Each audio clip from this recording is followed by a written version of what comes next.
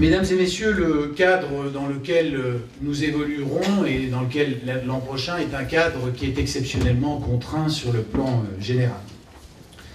Notre pays est en proie et menacé par le spectre de la déflation. Quel choix budgétaire pour 2015 ?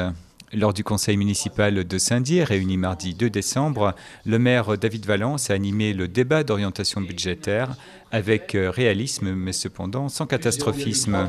Dans la zone euro en Ce septembre. budget 2015 s'inscrit dans une situation financière locale hasardeuse, laissée par la précédente municipalité, et par une santé économique très fragile au niveau national. De la contrainte qui est faite à l'État, à la France, de réduire ses déficits publics et de réduire son endettement, de cette contrainte forte adressée par l'Europe et néanmoins, je le disais, modulée, modérée par les engagements courageux de la Banque Centrale Européenne, de cette obligation qui est faite à la France de réduire ses dotations et de réduire son déficit, eh bien, découle des mesures que l'État a décidé dans le projet de loi de finances qui a été présenté, des mesures qui sont très dures, notamment pour les collectivités territoriales. Concrètement, ce contexte global va se traduire par une baisse très importante des fonds habituellement donnés par l'État aux collectivités territoriales. Un paradoxe, alors que ces collectivités pèsent pour 9% de l'endettement du pays, elles génèrent 70% de l'investissement public. Nous perdons cette année près de 270 000 € de dotation générale de fonctionnement, cet argent que l'État nous reversait, je dirais, sans justification particulière. L'an prochain, ce sera 670 000 €. Et pour donner une échelle de grandeur, pour la ville d'Épinal, par exemple, ce sera 1 105 000 € de moins l'an prochain. Cette solidarité verticale de l'État vers les communes, elle joue donc de moins en moins. Autre facteur pénalisant, la baisse des impôts de 5%, votée en décembre 2013 durant la précédente mandature. Elle se traduit par un manque à gagner en 2014 de 700 000 €. Cette perte de recettes, la ville de Saint-Dié-des-Vosges aurait pu choisir d'essayer de la rattraper après le changement de municipalité en mars, non pas en changeant les taux, ce qu'elle n'avait pas la possibilité légale de faire, mais en augmentant un certain nombre de tarifs ou de prestations, ce qu'elle n'a pas fait.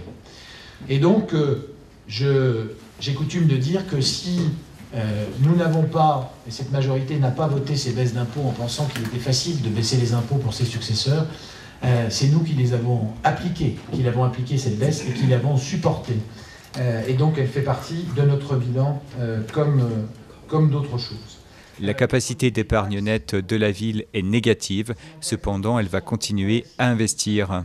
Avec un montant global d'investissement nouveau, qui sera d'environ 3 millions d'euros, 3,1 millions d'euros, c'est-à-dire un tout petit peu moins que l'an passé. Parmi les projets d'investissement, citons la rénovation de l'école Clémencé, la réfection et le désamiantage du toit du tennis couvert, la piétonisation de la rue Elliol, la rénovation de la place Jean 23 à Saint-Roch et la sécurisation des écoles. Mesdames et messieurs, et dans la droite ligne de ce qui avait été envisagé par le cabinet de loi. Le levier d'action important pour les années à venir sera la maîtrise des dépenses, à commencer par les dépenses de charges à caractère général. C'est-à-dire notamment les fluides, le chauffage, la restauration collective, le transport urbain, les contrats de maintenance, d'assurance et de location. Elles représentent un montant d'un peu plus de 9 millions d'euros, soit 28% de nos dépenses réelles de fonctionnement.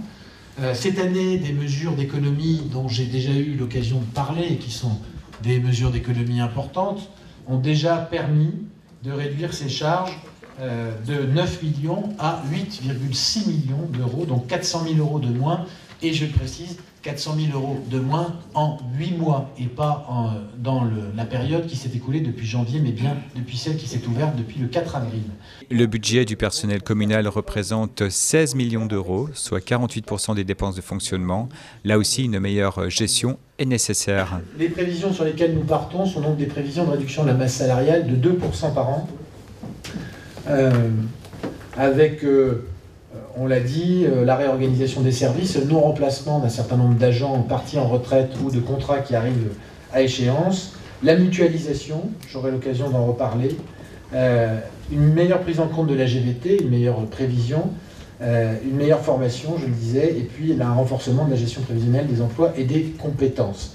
Je précise aussi que des efforts conséquents ont déjà été supportés par les salariés de la ville de Saint-Dié-des-Vosges cette année. Enfin, concernant les subventions accordées aux associations locales, elles seront désormais évaluées selon des critères plus objectifs. Cette réduction des subventions, elle touchera donc les associations, mais aussi un certain nombre d'organismes publics, comme le Centre communal d'action sociale, et on a eu l'occasion d'en parler il n'y a pas très longtemps, au conseil d'administration, avec des efforts qui, dans un esprit de grande responsabilité, nous ont été pour partie indiqués par le directeur actuel du centre, M. Jean-Marie Dalland. Pour terminer son intervention, le maire David Valence a évoqué la chance et les réelles perspectives offertes par l'intercommunalité. Si le transfert de services comme l'office de tourisme à la communauté de communes est en général neutre financièrement, par contre la mutualisation, comme il en sera question pour le poste de directeur général des services, permet à Saint-Dié de réaliser des économies. L'intérêt majeur de l'intercommunalité reste cependant la capacité nouvelle à investir pour l'avenir. Et aujourd'hui, il y a beaucoup d'investissements à Saint-Dié qu'on ne peut plus faire. Et que de toute façon, même si on n'était pas dans l'état financier où nous sommes aujourd'hui, qui est catastrophique, qu'on ne pourrait plus faire tout seul. Si dans 6 ans, les majorités changent, ce qui peut arriver, c'est la vie politique. Si dans 6 ans, les majorités changent, elles changeront.